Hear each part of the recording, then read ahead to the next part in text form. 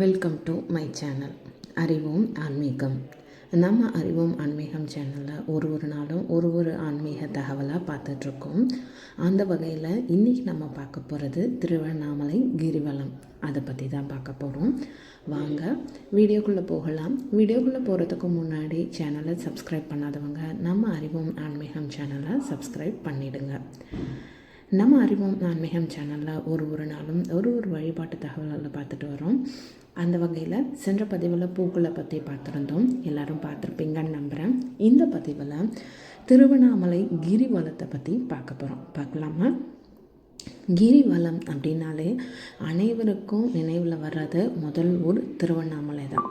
திருவண்ணாமலை கிரிவலம் அப்படின்றது எல்லாருமே நிறைய பேர் அதை போயிட்டு வந்துட்டுருக்காங்க. இதை திருவண்ணாமலை கிரிவலம் அப்படின்னும் சொல்லுவாங்க, அருணாச்சல கிரிவலம் அப்படின்னும் சொல்லுவாங்க. ஃபஸ்ட்டு கிரிவலம் போகிறதுனால என்னென்ன பெனிஃபிட்ஸ் நமக்கு இருக்குது, என்னென்ன பலன்கள் நமக்கு இருக்குது அப்படின்னு பார்த்தோம் அப்படின்னா, நம்மளோட பாவங்கள் வினைகள் குறைந்து புண்ணியங்கள் கூடும். தெய்வ அருள் மட்டுமின்றி சித்த புருஷர்களின் அருளும் நமக்கு கிடைக்கும். இயற்கையின் நல்ல அருளும் நமக்கு கிடைக்கும். எந்த கிழமையில் வேணாலும் போகலாம். அனைத்து கிழமைகள், அனைத்து திதிகள், எல்லா நேரங்கள்லையும் கிரிவலம் செய்யலாம். அதாவது இந்த கிழமையில் தான், அந்த பௌர்ணமி அன்னைக்கு தான் போகணுமா அப்படின்லாம் கிடையாது. எப்போ வேணாலும் போகலாம். எந்த கிழமையில் போனாலும் எந்த திதியில் போனாலும் நமக்கு கண்டிப்பாக பலன் இருக்குது. கிரிவலம் அப்படின்றது எந்த வகை மலையானாலும் நாம் கிரிவலம் மேற்கொள்ளலாம். திருவண்ணாமலை கிரிவலம் வந்த அதே பலனை மற்ற மலைகளை வளம் வந்தாலும் பெற முடியும். உதாரணத்துக்கு பழனி, திருப்பரங்குன்றம், திண்டுக்கல், ரத்னகிரி, சோளிங்கர், வள்ளிமலை, பருவதமலை, சென்னிமலை, இப்படி மலைகள் பல இருக்குது. அதில் கூட கிரிவலம் செல்லும் வழக்கம் இப்பயும் இருக்குது. எங்கெல்லாம் மலை உள்ளதோ, மலை மீது ஆலயம் இருக்குதோ, அதை முழுவதுமாக வலம் வந்தோம் அப்படின்னா, மலை மீதில் உள்ள தெய்வத்தை வணங்கினா அந்த கிரிவலத்தோட முழு பலனும் நமக்கு அடைய முடியும். இப்போ கிரிவலம் செல்வதால் என்னென்ன பலன்கள் அப்படின்னு பார்த்தோம் அப்படின்னா, கிரிவலம் போகும்போது சிவ ஆலயமாக இருந்தால் சிவாய நம, ஓம் நமச்சிவாய அப்படின்னும், முருகன் கோயிலாக இருந்தால் ஓம் சரவணபவ அப்படின்னும் சொல்லிக்கிட்டே போகலாம். கிரிவலத்தோட பலன்கள் நம்ம ஏற்கனவே பார்த்துட்டோம். எந்தெந்த கிழமையில் போனால் என்னென்ன பலன்கள் அப்படின்றத பார்க்கலாம். முதல்ல ஞாயிற்றுக்கிழமையில் சிவலோக பதவி கிடைக்கும், நோய்கள் அனைத்தும் நீங்கும் அப்படின்றது நம்பிக்கை. திங்கக்கிழமையில் போனால் நம்ம பாவ கணக்கு குறைந்து புண்ணிய கணக்கு மேலோங்கும் அப்படின்றது பலன்.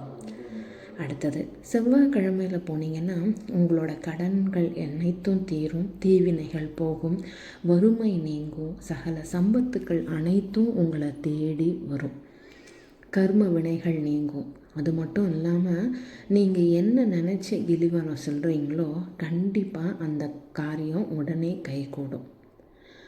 புதன்கிழமையில் கலைகளில் நல்ல வளர்ச்சி கிடைக்கும், மோட்சம் கிட்டும். வியாழக்கிழமையில் குருவோட அருள் கிடைக்கும், ஞான சக்தி ஏற்படும். இந்த ஜென்மம் மட்டும் இல்லாமல் எல்லா ஜென்மத்திலையும் உங்களுக்கு குருமார்களோட ஆசி பரிபூரணமாக கிடைக்கும். வெள்ளிக்கிழமை போனீங்க அப்படின்னா செல்வ நலன் கிடைக்கும், வைகுண்ட பேரு கிடைக்கும், முக்கியமாக குழந்தை பேரு கிடைக்கும். சனிக்கிழமையில் போனால் பிறவி பிணி போகும், வியாபாரத்தில் உச்ச நிலை ஏற்படும், நவகிரக தோஷங்கள்லேருந்து நிவர்த்தி கிடைக்கும். இது கிழமைகள் போகிறது. உகந்த திதி அப்படின்னு பார்த்தோம் அப்படின்னா, அஷ்டமி திதியில் போனீங்க அப்படின்னா தீவினைகள் அனைத்தும் நீங்கும். பிரம்ம முகூர்த்த வேளையில் போக தொடங்குனீங்கன்னா உங்களுக்கு விரும்பக்கூடிய சக்திகள் அனைத்தும் வரும். பகலில் மாலை வேலையில் போனீங்க அப்படின்னா தனம் தானியம் பெருகும். இரவு அல்லது நள்ளிரவு நேரத்தில் போனீங்க அப்படின்னா அஷ்டமா சித்திகளையும் பெற முடியும் அப்படின்றது நம்பிக்கை. மற்ற திதிகள்னு பார்த்தோம் அப்படின்னா, அமாவாசையில் போனீங்க அப்படின்னா அருளை வேண்டுவோர் அமாவாசையிலையும் பொருளை வேண்டுவோர் பௌர்ணமியிலும் கிரிவலம் செல்லலாம் அப்படின்னு ஒரு வாக்கே இருக்குது. அதனால் சிவனோட அருளை மட்டுமே பரிபூரணமாக வேணும் அப்படின்னு நினைக்கிறவங்க அமாவாசை நாள்லையும், நினைத்த காரியத்தை நிறைவேற்றி வெற்றியை தரக்கூடியது அமாவாசையில் செல்லக்கூடிய கிரிவலம். இப்போ கடைசியாக நம்ம பார்க்க போகிறது பௌர்ணமி. அனைத்து நலன்களையும் தரக்கூடியது தான் பௌர்ணமி கிரிவலம். எதை நினைத்து நீங்கள் செல்கிறீங்களோ அந்த கண்டிப்பாக நிறைவேற்றி தருவார் அண்ணாமலையார். வாழ்நாளில் ஒரு முறையாவது கிரிவலம் செல்ல வேணும். வாய்ப்பு உள்ளவர்கள் மாதத்தில் ஒரு முறையாவது போயிட்டு வாங்க. வேண்டியது அனைத்தையும் இறைவன் நிறைவேற்றி தருவார். வறுமையின் பிடியிலிருந்து மீண்டு வாழ்க்கையில் மிக உயர்ந்த நிலைக்கு உங்களுக்கு செல்ல முடியும். அது மட்டும் இல்லாமல் ஞானம், செல்வம், வாழ்க்கை அப்படின்னு வாழ்க்கைக்கு தேவையான அனைத்தையும் உயர்வு தரக்கூடியது தான் இந்த கிரிவலம். அனைத்து விதமான பிரச்சனைகளுக்கும் தீர்க்கும் ஒரே அற்புத சக்தி இந்த கிரிவலத்திற்கு உண்டு. ஒரு தடவையாவது வாய்ப்பு கிடச்சிச்சின்னா போயிட்டு வாங்க.